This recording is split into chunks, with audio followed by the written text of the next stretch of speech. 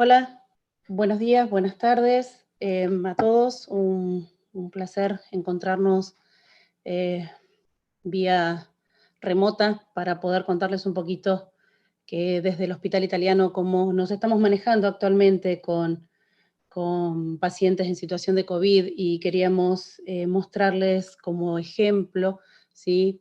Eh, Esto que nosotros lo titulamos como la historia de un paciente con COVID que transitó por nuestro hospital.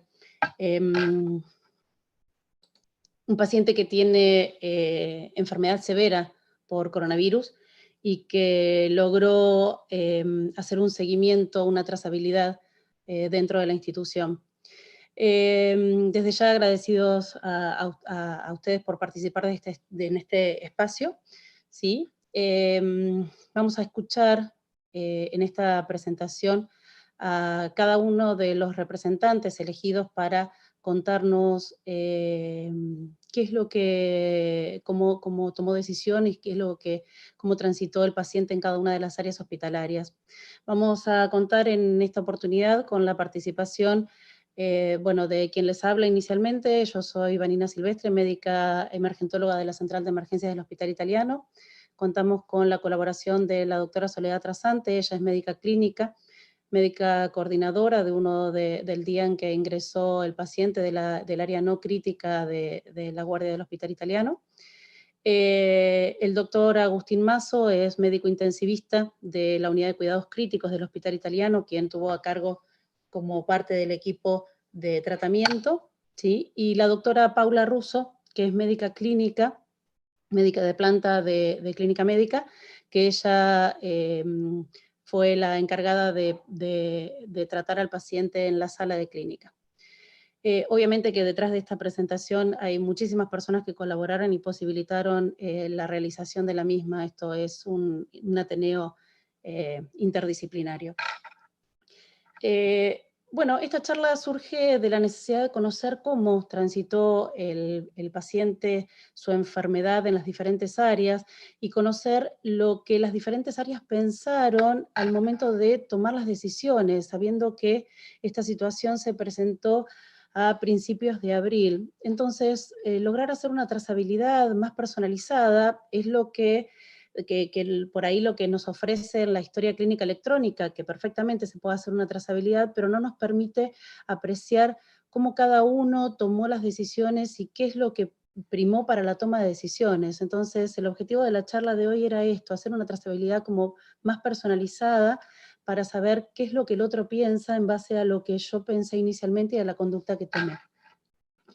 Por lo tanto, les cuento para ponerlos en contexto que este es un paciente que ingresó el día 10 de abril al Hospital Italiano, de 59 años masculino, y que su consulta fue por fiebre. Le voy a dar paso a la doctora Soledad Trasante, que ella fue la encargada de recibir al paciente y nos va a ir contando este comienzo de la trazabilidad que intentamos mostrarles a través de este Ateneo interdisciplinario. Bueno, buenos días. Mi nombre es Soledad Trasante, como dijo Vanina. En primer lugar, la idea es, les comento brevemente cómo está organizado el circuito de la Central de Emergencias de Adultos del Hospital Italiano. Actualmente contamos con 2 circuitos diferenciados, uno para pacientes con patología respiratoria y o fiebre, y otro para el resto de los motivos de consulta. A su vez, estos 2 circuitos están subdivididos de acuerdo al grado de complejidad requerida por el paciente, con la finalidad de esto es identificar y priorizar el paciente más grave, como también implementar rápidamente las medidas de control de infecciones necesarias para cada caso, ¿sí? Y teniendo en cuenta tanto la pandemia COVID-2019, alineados de acuerdo a las disposiciones del Ministerio de Salud. En este caso es un paciente que ingresa en ambulancia por el área de pacientes no críticas, es recepcionada por una de las médicas del sector, que utiliza la herramienta de detección definida por el Ministerio de Salud de identificar, aislar e informar, y en función a esto se hace una primera valoración inicial donde lo que se le pregunta al paciente es cuál es el motivo de consulta, por qué asiste, qué le está pasando, desde cuándo comienza esto, y lo que nos manifiesta es que él tiene 59 años, desde hace 5 días que está con fiebre, y asocia en los últimos días tos y refiere que él es comerciante y en su comercio tiene un empleado con contacto estrecho que tiene diagnóstico de COVID positivo. Esta primera evaluación inicial, que se hace simplemente preguntando al paciente, nos permite abordar también físicamente que es un paciente que está alerta, ¿sí? Que respira en forma adecuada, que no tiene utilización de músculos accesorios, no estaba taquipneico. Y en cuanto a los hallazgos simples y del examen físico que se hacen en 1 a 2 minutos, nos permite identificar solamente con la saturación y algún hallazgo particular del examen físico muy dirigido, que no estaba ni hipotenso, ni, por supuesto, alerta, ni con deterioro del sensorio. Con lo cual, en 1 minuto nosotros podemos identificar que es un paciente que no tiene criterio de gravedad y se lo deriva, ¿sí?, al área de consultorios. Bueno, en este área de consultorio ya está evaluado por una segunda médica, ¿sí? Con todo el equipo de protección adecuado, que en este caso es un equipo de protección nivel 3, porque se entra en el circuito de pacientes con sintomatología respiratoria y fiebre, para lo cual el paciente en ese sector, la médica lo que hace es dirigir el examen físico y toda la evaluación inicial hacia los síntomas de COVID-19. Entonces, en este caso, lo que nos refiere específicamente es que tenía tos seca, un deterioro del estado general que llevaba los mismos días de la sintomatología, y fiebre, que en el momento de la evaluación, lo que constata la médica de la cual, digamos, yo estaba en contacto estrecho, lo que me refiere es que tenía 38 grados centígrados, que estaba con frecuencia cardíaca cercana al límite superior, pero normotenso, respirando en forma adecuada, y sin ningún hallazgo en la auscultación y la semiología respiratoria que nos haga, que sea sugestivo, digamos, en primera instancia, de una neumonía, ¿sí? Se prioriza, en este caso, la toma de la muestra respiratoria, que se hace con la técnica ya conocida. La idea es focalizarnos específicamente en el caso, y en función a eso lo que se hace es solicitar un laboratorio y la radiografía de tórax, que en el hospital contamos con la posibilidad de hacer radiografía de tórax en el mismo sector, sin tener que trasladar al paciente.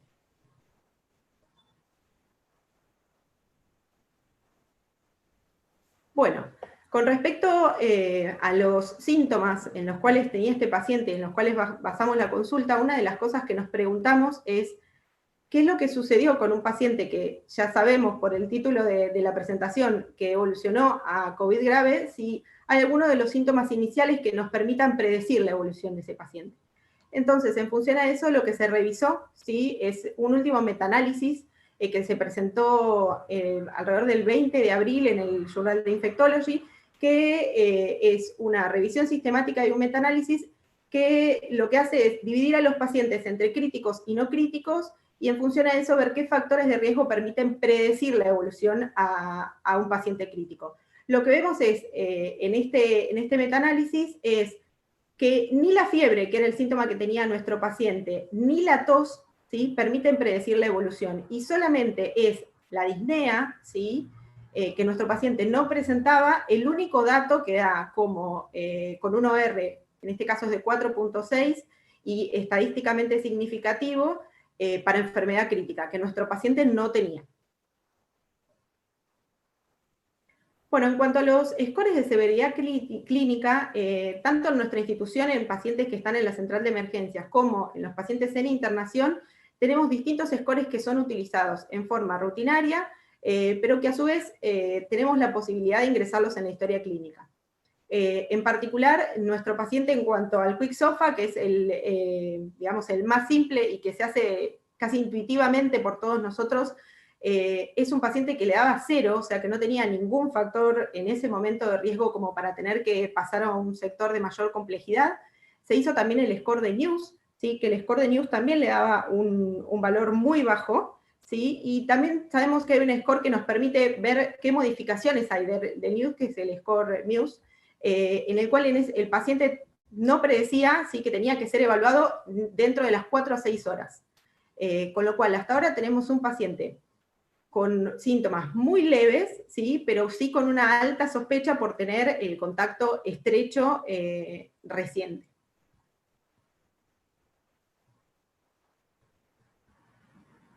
Bien, en cuanto a los hallazgos que pudimos ya objetivar en cuanto al laboratorio, lo que vemos es que tenía 7.435 leucocitos totales, con una leucopenia marcada, 5.6 le da alrededor de 480 leucocitos. Sí, acá empezamos a ver alteraciones más importantes. Vemos que tenía marcadores inflamatorios altos, proteína C reactiva, CPK, LDH, un dímero D que le da alto, pero no en el límite que hoy por hoy estamos considerando para pacientes COVID positivos, que es por encima de 1000, y una ferritina sérica también muy aumentada, 1124. Estos indicadores basados en datos de laboratorio, nosotros los tenemos, al igual que la valoración clínica y la radiografía de tórax, dentro de la primera hora de evaluación del paciente. Y esto nos permite ya marcar una alerta ante qué paciente tenemos enfrente. Esta es la radiografía de tórax de nuestro paciente, que como les mencioné anteriormente, se hace en el mismo lugar donde es evaluado, donde vemos un aumento de la atenuación y una opacificación en ambos campos pulmonares, a predominio izquierdo, para cardíaco izquierdo, pero bilateral. Entonces lo que chequeamos y podemos confirmar en este caso es que estamos ante un paciente que tiene síntomas sugestivos de COVID, pero con criterios de gravedad a nivel de laboratorio y con una neumonía bilateral. Ante estos hallazgos, ¿sí? Lo que nos planteamos nosotros específicamente es que tenemos un paciente de 59 años, que como antecedente, y esto estaba en la evolución inicial, es hipertenso, tomaba medicación en enalapril, y en los signos vitales iniciales no teníamos ni taquipnea, ni taquicardia, y su saturación se mantenía por encima de los valores habituales tomados como normales.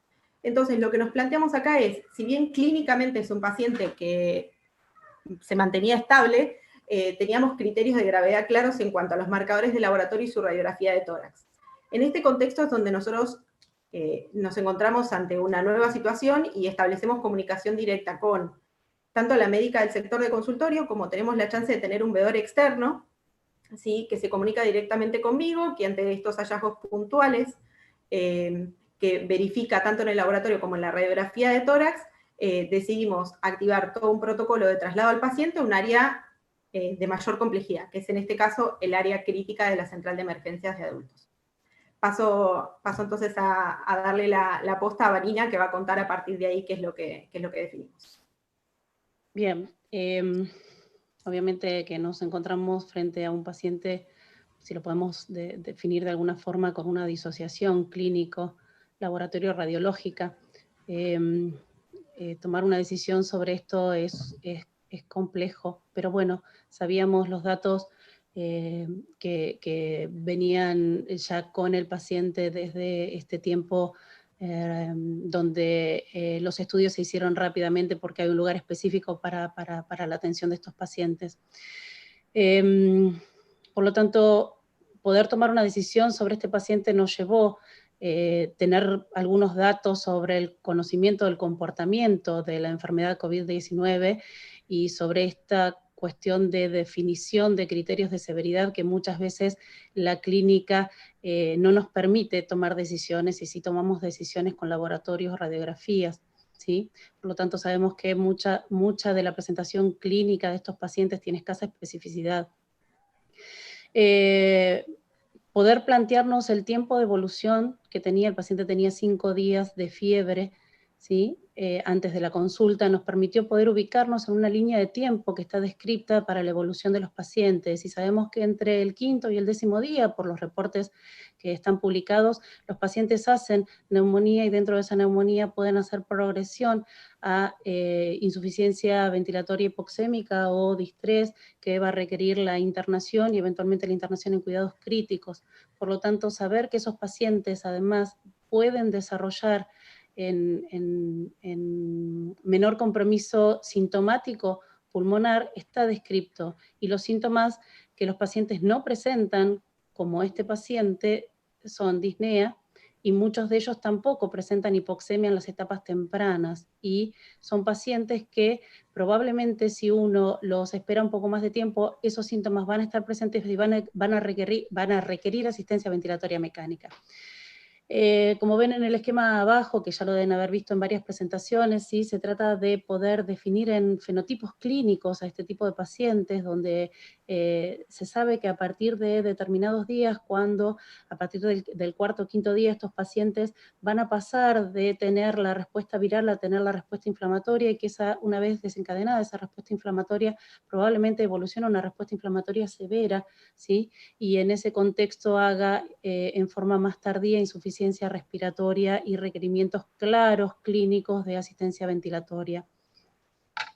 Por lo tanto, si nos basamos en las recomendaciones actuales que están descritas por diferentes sociedades, en este caso la SATI, avaladas por el Ministerio, lo que nos queda claro es que el juicio clínico es fundamental para poder tomar una decisión temprana con los pacientes, porque sabemos cuál va a ser la evolución, y obviamente tomar las decisiones en forma precoz, ¿sí? Entonces, esas son dos cosas que han quedado claras, y fíjense que las dos son exclusivamente de poder observar y poder ver el comportamiento del paciente, ¿sí?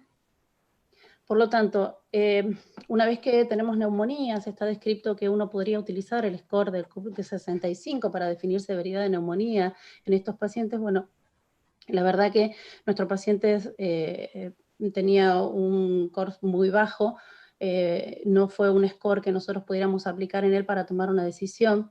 Teníamos unos signos vitales que nos permitían definir que hemodinámicamente estaba estable, que su saturación en el aire ambiente era de 93%, y eso nos permite hacer un cálculo de un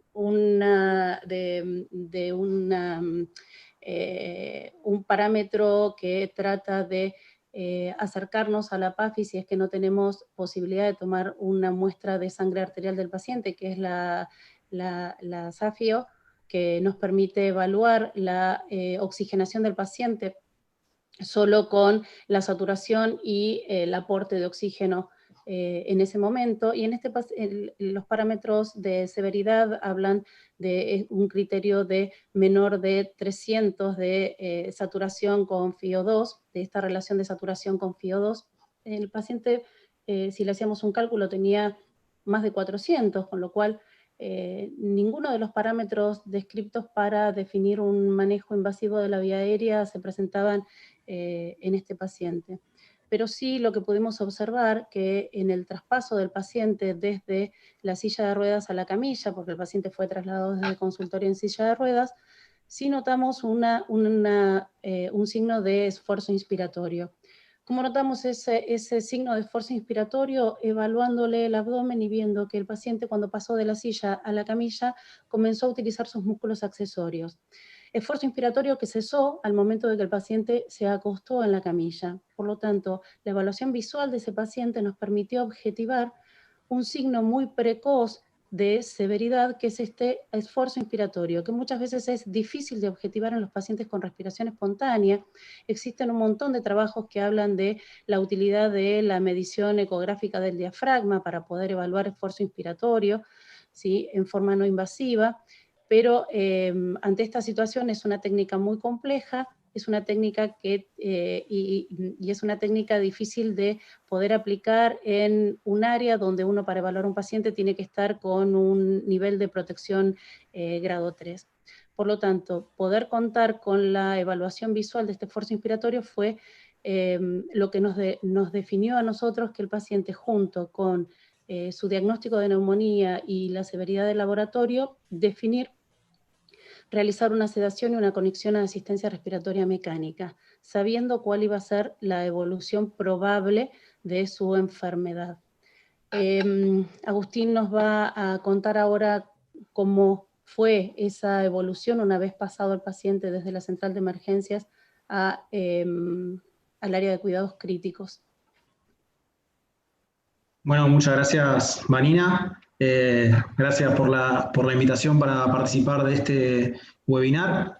Con respecto a la evolución del paciente en terapia intensiva, lo que se está discutiendo actualmente y los últimos artículos que han salido en evaluación de expertos con respecto a cómo se comporta el COVID y cómo se comportan los pacientes con COVID, lo que se está discutiendo es si verdaderamente lo que se genera es un distrés o si otra teoría explicaría la hipoxemia en estos pacientes.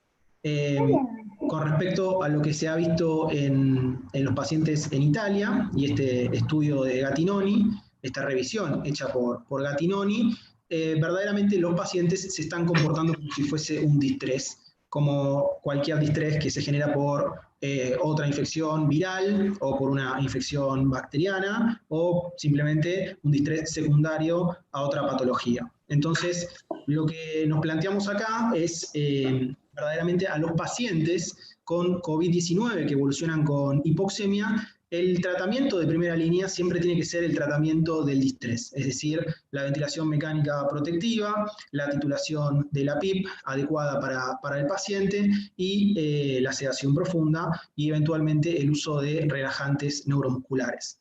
Justamente este paciente se le hizo este manejo, luego vamos a ver que en la curva cronológica cómo evoluciona el paciente, presenta posteriormente hipoxemia severa, por lo tanto requiere ventilación mecánica protectiva con 6 mililitros kilo, con una PIP de 8 centímetros de agua, una plató de 18 centímetros de agua y un delta P de 9 centímetros de agua.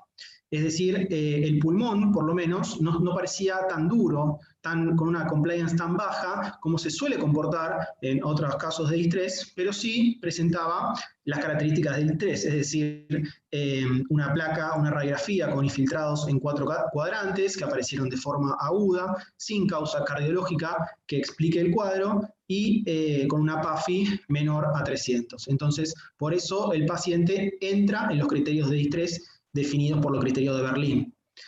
En este caso también tuvimos que utilizar bloqueantes neuromusculares. Recordemos que los bloqueantes neuromusculares está demostrado que no disminuyen la mortalidad en los pacientes con distrés, pero sí facilitan la adaptación del paciente a la ventilación mecánica protectiva que tenemos que darle a estos pacientes. Entonces, la ventilación mecánica protectiva sí ha demostrado disminuir la mortalidad. Por lo tanto, los pacientes que sea muy difícil la adaptación a este tipo de ventilación mecánica, está recomendado la utilización de bloqueantes.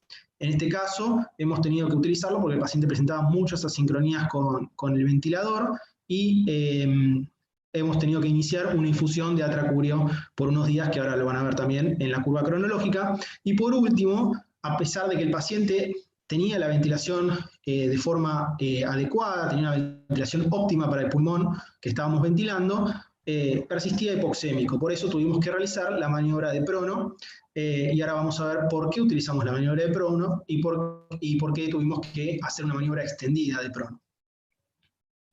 Esta es la curva cronológica de cómo se comportó el paciente en terapia intensiva. Vemos que ingresó el 10 de abril. El 12 de abril, ya habiendo sido ventilado como mencioné anteriormente, el paciente presenta hipoxemia severa con una PAFI de 98, por lo que se decide la primera maniobra de Prono, que se realiza por un lapso de 16 horas, como está recomendado en los estudios publicados, y la PAFI mejora posteriormente al Prono a 390.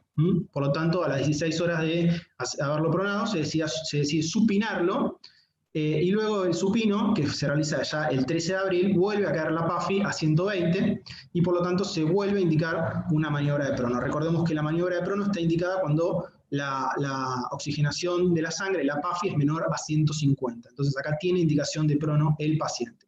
Lo volvemos a pronar y esta vez decidimos hacer una maniobra de Prono extendida de 36 horas en vez de las 18 horas habituales. Entonces hacemos una maniobra de Prono extendida de 36 horas y ahí obtenemos una PAFI de 200, por lo que decidimos supinarlo el 15 de abril. Vemos que el paciente evoluciona favorablemente, logrando una mejor oxigenación de la sangre, por lo que podemos empezar a ventilarlo menos protectivamente, es decir, subir un poco el volumen tidal y que sea más cómodo para el paciente, y de esa manera logramos suspender los bloqueantes neuromusculares, evitando las asincronías, y posteriormente el paciente se le suspende la sedación y se logra extubar el 22 de abril, pasando a piso el 29 de abril. Con respecto al tema del Prono, que es lo que más me gustaría aclarar, en los pacientes con distrés respiratorio agudo y en los pacientes con COVID-19, el Prono es una maniobra que se ha empezado a utilizar ya hace mucho tiempo, en 1976, fue la primera vez que se utilizó el Prono que fue descubierto de forma accidental, probando una cama ortopédica. Se dio cuenta, un médico se dio cuenta de que la oxigenación mejoraba mucho instantáneamente al momento de pronar a un paciente distresado, y por eso se empezaron a publicar a partir de ese momento distintos trials que justificaban el uso de la terapia de prono en pacientes distresados. ¿Por qué es tan efectivo el prono? Justamente el pulmón del distrés se comporta como un pulmón esponja, un pulmón con una gran cantidad de líquido que es exudado inflamatorio, que no se puede dializar, que no responde a los diuréticos, exudado inflamatorio producto de la agresión, que puede ser viral o bacteriana. Se genera mucho exudado inflamatorio, y ese exudado inflamatorio se dispone por efecto de la gravedad en las regiones más dorsales del pulmón. Al estar este exudado inflamatorio en las regiones más dorsales, todos los alvéolos que están en esta superficie pulmonar quedan totalmente colapsados, se generan atelectasias, por lo tanto el pulmón, el tamaño real del pulmón disminuye y se genera lo que se llama un pulmón de bebé. Al dar vuelta al paciente, lo que hacemos es que, y esto está verificado por tomografía computada de pacientes pronados, lo que hacemos es que todo ese líquido, todo ese exudado inflamatorio se vaya hacia las regiones ventrales, tal como sucedería con una esponja. Al dar la vuelta, el líquido pasa por efecto gravitacional a la región más anterior. Entonces, al dar vuelta al paciente, al pronarlo, justamente hacemos que todo el líquido que estaba en la parte dorsal pase a la parte ventral. ¿Y por qué es tan importante esto? Justamente la superficie pulmonar, el pulmón, al tener una forma triangular o una forma cónica, hace que la superficie pulmonar posterior al paciente supinado es mucho más importante. La superficie dorsal tiene mucha mayor cantidad de alvéolos que la superficie ventral, por la disposición cónica que tiene el pulmón con la punta hacia adelante, es decir, hacia la parte anterior. Al pronar al paciente, si bien estamos perdiendo alvéolos de la parte anterior, estamos ganando muchos más en la parte posterior, porque es donde mayor superficie pulmonar hay. Entonces, aumenta mucho el reclutamiento alveolar, y ese desreclutamiento que se produce en la parte anterior es mucho menos importante. Por eso ganamos una gran cantidad de alvéolos, y eso justifica la maniobra de prono. Si nuestros pulmones fuesen esféricos, si fuesen redondos, y tuviésemos los alvéolos distribuidos de una forma equitativa entre las dos partes del pulmón, 50% y 50%, el prono no estaría justificado. No habría ningún beneficio de pronar a un paciente si nuestros pulmones eventualmente fuesen circulares o esféricos. No, el prono no serviría. Por eso es tan importante entender por qué hay que pronar a los pacientes. Esto es un comentario simplemente sobre cómo se hizo la maniobra de prono en los pacientes COVID-19 en Irán. Ellos también utilizaron el prono temprano en pacientes con hipoxemia severa y tuvieron beneficios, muchos beneficios, y más que nada es importante destacar la ausencia de complicaciones que tuvieron aplicando los protocolos de cuidado del paciente crítico, como colocación de parches hidrocoloide y movilización del paciente en la cama. Con respecto a la experiencia en Wuhan, los chinos se han expedido sobre cuáles son las recomendaciones de manejo ventilatorio en los pacientes con COVID-19. Y las recomendaciones no son tan distintas a las recomendaciones de manejo de cualquier distrés. Justamente un volumen tidal bajo de 6 mililitros kilo, con el prono recomendado, y si el paciente está en supino, tener una cabecera a 30 grados, la utilización de sedación y analgesia profunda, y la terapia de fluidos conservadora, es decir, evitar los balances positivos excesivos y tratar de lograr un balance neutro a negativo. Con respecto al tratamiento farmacológico que se le aplicó al paciente, y siguiendo los protocolos de infectología de nuestro hospital, hemos hecho un tratamiento antiviral con lopinavir, ritonavir por 10 días y oseltamivir por 7 días, con una antibiótico-terapia empírica, con ampicilina sulbactam y acitromicina por 7 días. Recordemos que estos pacientes no está recomendado la toma de una muestra de lavado bronquioalveolar por la exposición que puede generar al operador o a los operadores, y porque no cambiaría eventualmente la terapia. Si luego hacemos un hisopado y llegara a ser negativo, ahí podríamos hacer alguna toma de muestra. Pero mientras tanto, se hace la antibiótico-terapia empírica solamente con hemocultivos y no se toma muestra respiratoria más allá del hisopado para coronavirus. Con respecto a los criterios de extubación, y para ir finalizando, los criterios de extubación no son distintos a los criterios de extubación de cualquier otro paciente en terapia intensiva. Tenemos que tener una oxigenación adecuada, con un trabajo respiratorio también óptimo para el paciente, y ahí estamos en condiciones de llevar a cabo lo que se llama la prueba de respiración espontánea, la cual dura 30 minutos con el paciente ventilando espontáneamente, y si la pasa, el paciente se extuba. Hay que aclarar que en estos pacientes, en pacientes COVID-19, no se hace la prueba de respiración espontánea habitual, porque eso implicaría que el paciente quede respirando con un tubo al cual no le podemos poner un filtro, porque queda respirando espontáneamente con un tubo al aire ambiente. No le podemos poner un filtro porque aumentaría el trabajo, aumenta la resistencia y por lo tanto aumentaría el trabajo respiratorio del paciente y podría sesgar nuestra visión del paciente.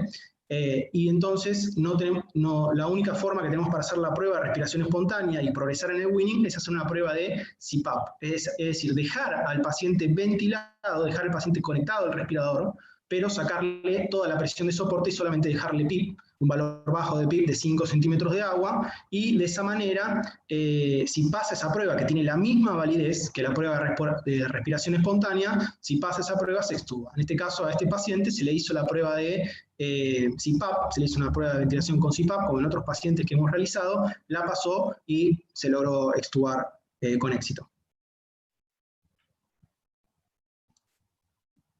Muy bien. Después de, como decía, después de unos días, el paciente evoluciona favorablemente, y también los criterios de pase a piso para el paciente de terapia intensiva, para el paciente con COVID, no son distintos a cualquier paciente, en terapia intensiva.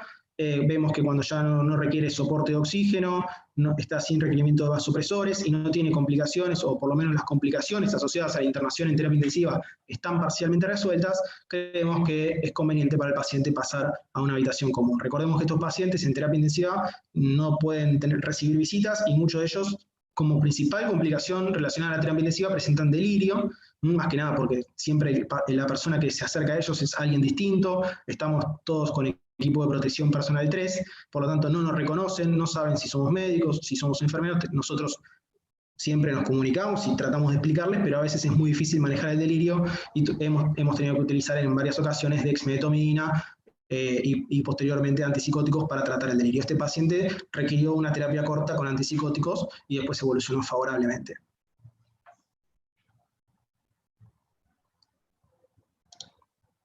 Bueno, creo que me toca la parte final y la parte más feliz. El paciente finalmente pasó a sala de clínica médica. Esta es una foto de un WhatsApp que creó una de las médicas de clínica que maneja el área con pacientes con COVID positivo. Entonces, para tener una comunicación más fluida con la gente de terapia, hicimos un grupo de WhatsApp, tanto para un poco siguiendo la línea de la evidencia de que estos pacientes requieren soporte ventilatorio precoz, o muchas veces en una habitación en piso, el monitoreo es un poco complicado, y más en pacientes que están aislados.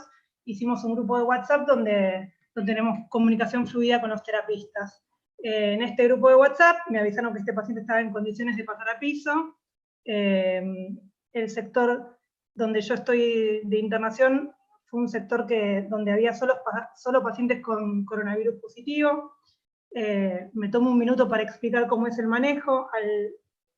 En conjunto con el comité de infecciones, al tener un sector donde todos los pacientes tenían coronavirus positivo, eso nos habilitó a crear sectores de área limpia y área sucia, y dentro de los sectores de área sucia podemos revisar los pacientes sin tener que cambiarnos los elementos de protección personal, higienizándonos y cambiándonos los guantes entre paciente y paciente, y de esta manera ahorramos mucho tiempo, ahorramos elementos de protección personal y nos ponemos menos en riesgo porque cada vez que nos extraemos estos elementos es un momento de riesgo para nosotros. Bueno, este paciente, a ver la próxima. Cuando evaluamos a este paciente, como cualquier paciente que pasa de terapia, lo primero que nos pusimos como objetivo es descomplejizarlo. El paciente venía con una sonda vesical que habían intentado retirarla y la tuvieron que recolocar, creo que 24 o 48 horas antes del pase a piso. El paciente, como explicó Agustín, había tenido delirio, entonces venía con drogas antipsicóticas que estaban en descenso. Nosotros ahí empezamos a priorizar el descenso de las drogas, esperamos el cultivo de orina que fue negativo, y después de unos días de kinesiología, el paciente finalmente se le pudo retirar la sonda vesical. Como accesos tenía solo una vía periférica. Como complicaciones, el paciente tenía escaras, tenía una escara sacra, que es las escaras que estamos más habitualmente a ver, grado 2, que significa que tenía un compromiso de la dermis, pero también tenía una escara en la mejilla propio de la pronación, que es una escara que no estamos tan habitualmente a ver. El kinesiólogo muscular lo pudo lograr que el paciente tenga marcha dentro de la habitación, más allá que el paciente venía con un poco de miopatía del paciente crítico, el paciente pudo deambular. Con respecto a la parte nutricional, el paciente venía con suplementos, y después, más allá de la etapa de descomplejizar, nos empezamos a pensar un poco en el alta clínica y el alta epidemiológica. Con respecto a esto, ateniéndonos a las normas del Ministerio, el alta clínica de un paciente con coronavirus positivo generalmente uno puede dar un alta hospitalaria al día de hoy cuando el paciente tiene 48 horas de apirexia y más de 7 días de internación desde el inicio de los síntomas. El paciente obviamente ya cumplía con esas dos condiciones, y cuando uno empieza a pensar en el alta de un paciente, tiene que fijarse a dónde va a ir y quién lo va a cuidar, sobre todo si se va sin el alta epidemiológica. Pero este paciente, por el tiempo de internación que llevaba, uno podría ya pensar en el alta epidemiológica, que hoy se la considera cuando el hisopado, la PCR de un hisopado negativo el día 21 desde el inicio de los síntomas. Lo que tenía de curioso este paciente es que su mujer también había tenido coronavirus, había estado internada en nuestro sector, no había requerido cuidados críticos, le habíamos dado el alta 5 días antes, el alta clínica, pero no el alta epidemiológica, a su domicilio, y la mujer iba a ser su cuidadora. ¿La que sigue? Entonces, un poco resumiendo lo que fue la historia de este paciente, el inicio de los síntomas fue el 5 de abril, consultó con 5 días de fiebre como contaron antes, el 10 de abril, que fue el día que consultó, fue la internación donde fue a cuidados críticos y se conectó a RM, el 22 de abril fue la extubación, el 29 fue el pase a piso, y nosotros el 30, como ya habían pasado más de 21 días del inicio de los síntomas, en conjunto con la decisión con el comité, hicimos el hisopado, que por suerte le dio negativo, cosa que nos está pasando que muchos pacientes el día 21 los hisopados nos dan positivos, entonces no podemos darle el alta epidemiológica, él por suerte nos dio negativo, y le pudimos dar el alta epidemiológica. Al darle el alta epidemiológica, lo tuvimos que cambiar de sector, y pasarlo a un sector con coronavirus, con pacientes sin coronavirus, y 4 días después se fue de alta hospitalaria.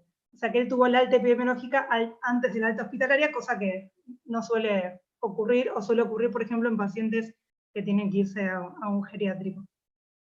Lo que es importante es que este paciente se fue, la mujer por suerte también tuvo la alta epidemiológica en el domicilio, así que los dos estaban negativizados su PCR, y se fue con internación domiciliaria a terminar la recuperación en su domicilio.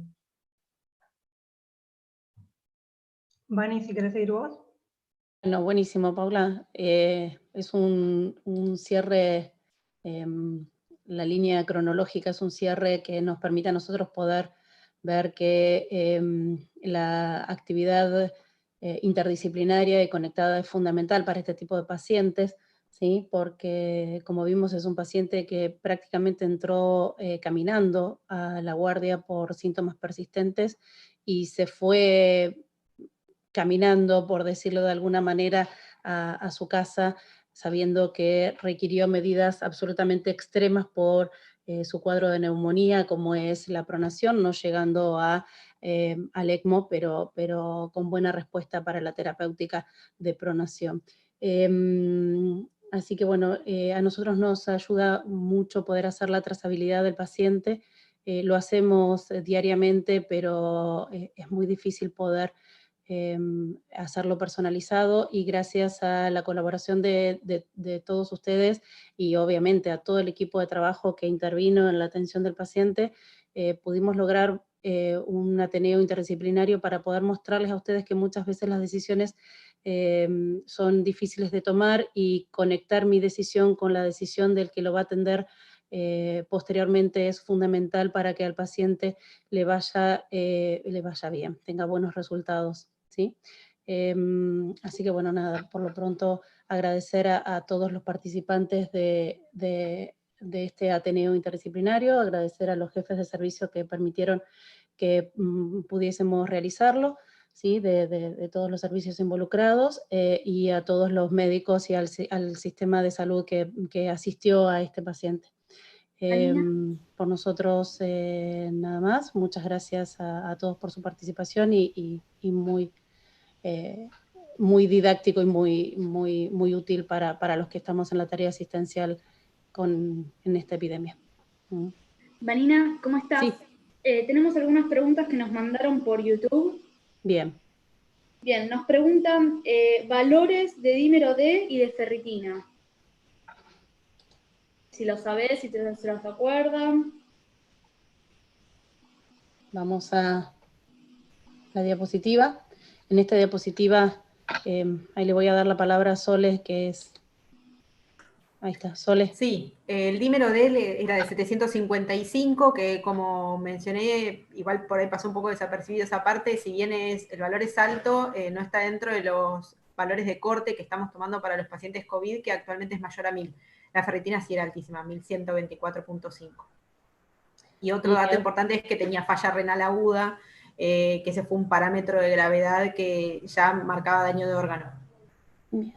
Y haciendo referencia al dímero D, el dímero D se toma como predictor de mal pronóstico, y lo que se vio es que es un valor de corte de 1 o de 1000, depende de en qué unidades se mida, y este paciente tenía menos de esto, pero bueno, eran todos predictores de mal pronóstico, muy difícil de ayudarnos a la toma de decisión en el momento de ver al paciente. Gracias. Y una última pregunta que nos hicieron es si el score que mostraron en las diapos lo hicieron ustedes en la CEA. Sí, en realidad los scores muchas veces se utilizan en forma, detallándolos en la historia clínica. Si uno igualmente revisa las evoluciones y cómo nosotros trabajamos en la central de emergencias, muchas veces se hacen hasta espontáneamente, digamos, son parte de la evaluación inicial de todos los pacientes. Lo interesante del Muse es que te permite reevaluarlo al paciente y dejar constancia en la historia clínica. En este caso en particular, se había hecho el Quick SOFA y el Muse inicialmente. El Muse no hubo necesidad de repetirlo porque en menos de una hora se llevó a cabo toda la evaluación completa, y cuando nosotros vemos el resultado del laboratorio y la placa, automáticamente se comunica con nosotros, conmigo, que yo estaba coordinando, uno de los jefes de la guardia, y conversamos con Vanina y automáticamente lo pasamos sin necesidad, o sea, fue una llamada telefónica directamente al sector donde está, que nos divide una puerta, pero hablamos directamente con la médica y dijimos, lo pasamos de sector, o sea que casi que la reevaluación se hizo en vivo ya en el área crítica. Bueno, muchas gracias. No tenemos más preguntas de Bien. participantes, pero acá nos están escribiendo, hablen de la ficha de registro como herramienta de gestión y de continuidad de cuidado con variables transversales definidas por todos.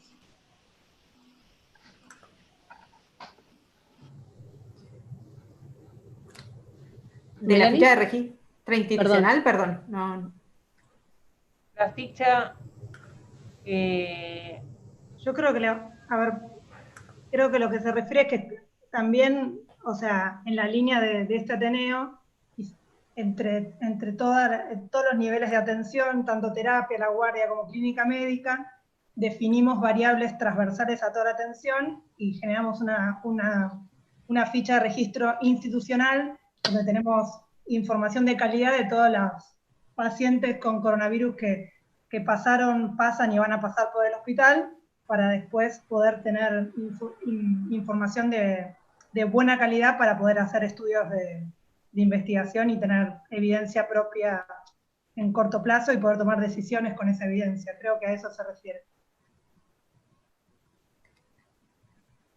Sí, ahí Hernán confirma que se estaba refiriendo a eso mismo. Y nos llegó una última preguntita y con esto ya vamos dando por finalizado el espacio. Y nos dicen, ¿consideran que el síndrome de delirio puede ser por encefalopatía directa del COVID?